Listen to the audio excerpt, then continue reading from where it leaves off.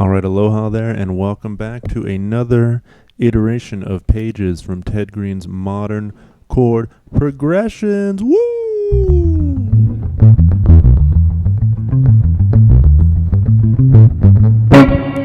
Okay, enough of that. So we're looking at page 61, and now Ted is introducing the idea of, you guessed it, 1-6-2-5s. However, now the sixth chord will be a dominant chord. There will be non-diatonic pitches in the chord progression. That's right. The sixth chord is going dominant.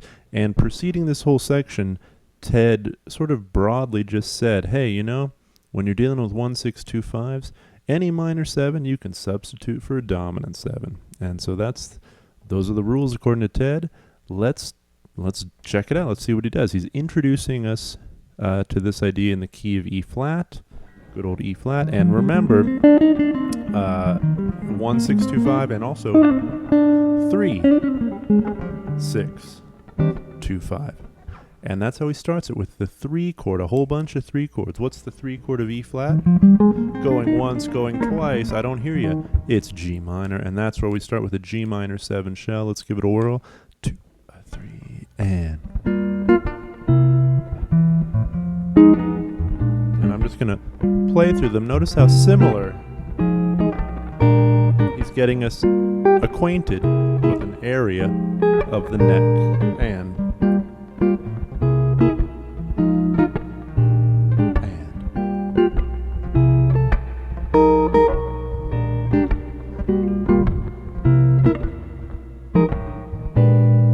okay, so that was 1, 2, 3, 4, 6 of those progressions. Notice, right? The sixth chord is a C7 of some kind, often just a C7 or a C7. He's calling it C7 augmented. I'm more inclined to consider that an A flat than a G sharp, so I'd really call it a C7 flat 13. But who cares? Let's keep going. Well, also I want to note that on that 5 chord, he's also bringing in some non-diatonic moments, like here, this B flat 13 flat 9. That flat 9 note ain't gonna be in E flat diatonically, but who cares?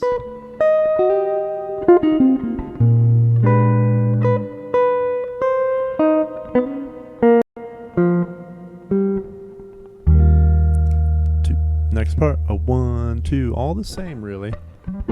These are important shapes.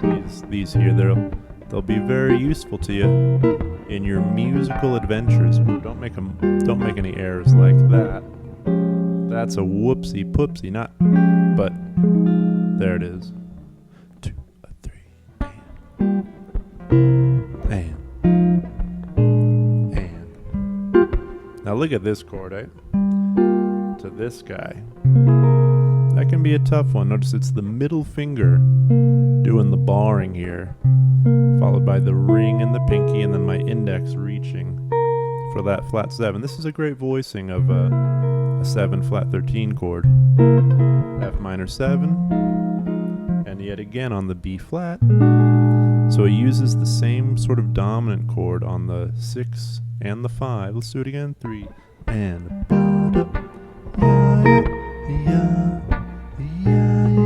resolve.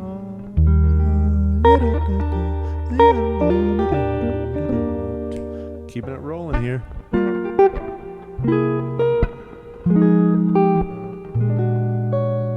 That's a nice one. And resolve. And as you play through these, you do occasionally want to just resolve it, right? Instead of just hopping around 3, 6, 2, 5 for all eternity.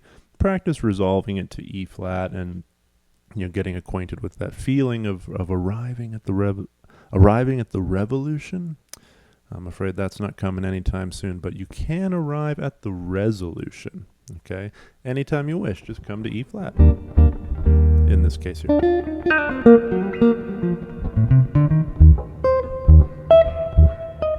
Okay, moving along.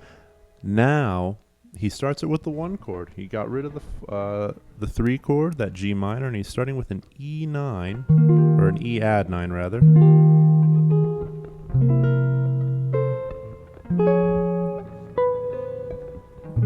We got to try that one again, right? We got this E9, adding the 4, C7, adding the 13 in the root. He calls this F minor 7 augmented. I'll live with it. And dropping that top voice down. You'll want to consider how you finger this. I think a bar is the way to go to get that drop easily, right? And here's our B flat, adding the flat 7. Next progression, 3 and.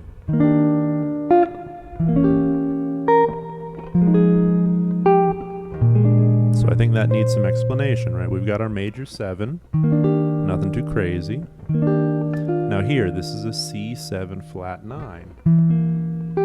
All right, I'm sure a lot of you might think of this shape as a diminished shape, and you are correct. But remember, we want to interpret this thing in the key of E flat and in relation to the 6th chord, which would be a C7. So how is this? How's that a C7? Well, a C7 flat 9. Well, notice there's no C in there, right? There almost is, but I'd have to get rid of that flat 9 right there. So my index is on the flat 9, pinky's on the 5th, ring finger's on the flat 7, and your middle's on the 3rd. And this is a very pristine example of voice leading. Right, we actually keep 2 pitches from the E flat chord, right? The 5th and the major 3rd, or pardon me, yeah, is that correct? Yeah. The 5th and the major 3rd of the E flat persist into that C7 flat 9 or something or other diminished, depending how you want to think about it. And then we walk right up into that F sharp, or that F minor, pardon me.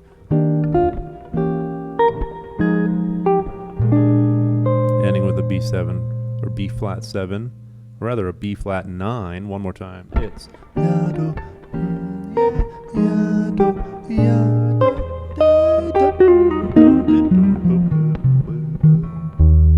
good stuff. Let's keep it rolling. 3 and 4 and. Interesting. One more time.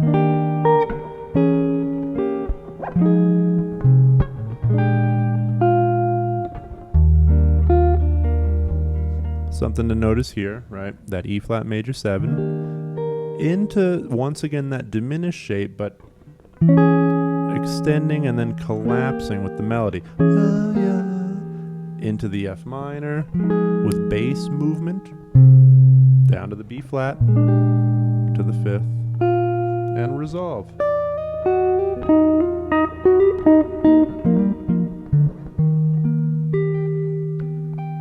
Okay, moving along, he's bringing in the 3 chord now, that G minor. 1, 2, 3, and.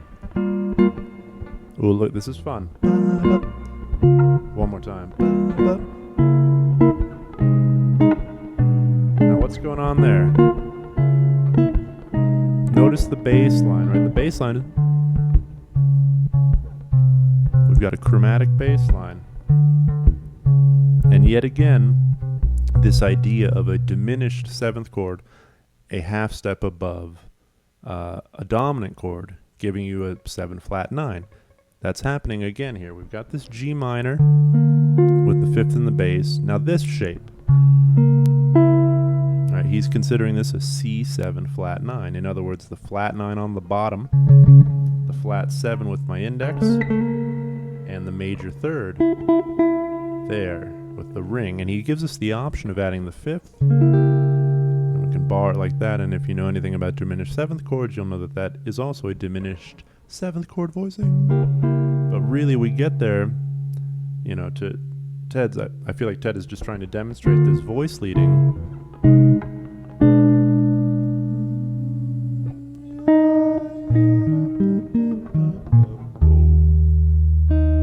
Lovely stuff, beautiful. Let's keep going. He's going to complexify it. 2, 3, and. beautiful. Look at that chord. This B flat 13 flat 9, right? G minor with the 5th in the bass, C7 flat 9, a la diminished 7th chord, F sharp or F minor 7. Look at this one. It's a B flat 13 flat 9. Yet again, the flat 9 in the bass, followed by the flat 7, major 3rd, 13, and the root, and then resolve. Let's do that again. 2, 3, 4, 7, 9, 32.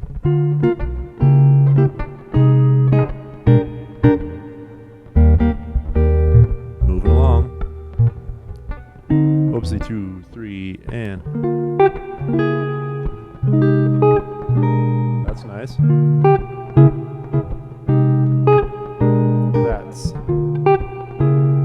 So once again, he's utilizing this half step above the root of the dominant chord to give us flat 9 chords of various sorts, right? G minor, C7 flat 9 augmented is what he's calling it. We got the flat 9, the flat 7, the major 3rd, and it's a flat 13, not a sharp 5, but whatever. Right there, F minor 9 with the 5th in the bass. And yet again, right, it's all that bass on that boom, ba-doo, doo, dee, dee, do. Add the chords.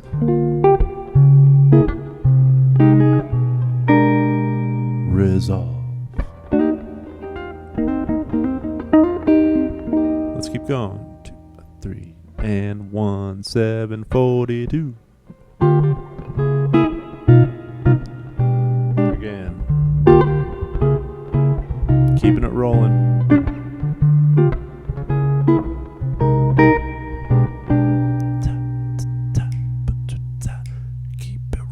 It's a lot of this chromatic bass line stuff. 2, 3, and. Now look at that one. That one's interesting because yes, it's that bass line again, but notice the top note of the chord never changes, right?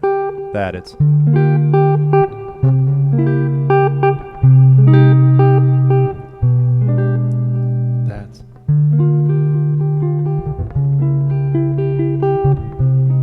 Whoopsie, one more time. 3, and.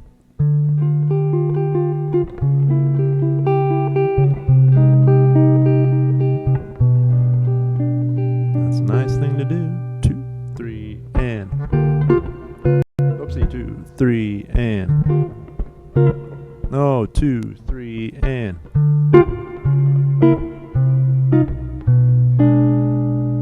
And resolve.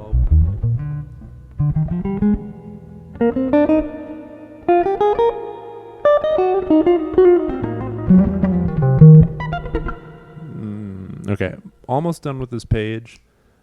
The big takeaways are certainly that G minor shell. That shell's important. And tracking this root motion. 3, 6, 2, 5, 3, 6, 2, 5. Notice a lot of these are, they're not too tricky, honestly. They're not too tricky, okay? You spend some time with them, they'll become automatic. You just gotta, this is a good page 61, because it's hanging out in the same area, and you're kind of just really seeing how much can you pull out of one particular area of the neck while hanging with one particular progression, a 3, 6, 2, 5, and the 6 being dominant, bringing in some non-diatonic notes. Let's do the last two. 1, 2, 3, and. Ooh, that's fun. 2, 3, and.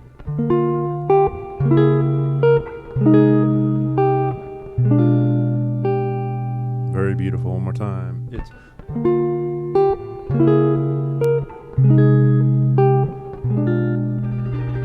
Last one. It's.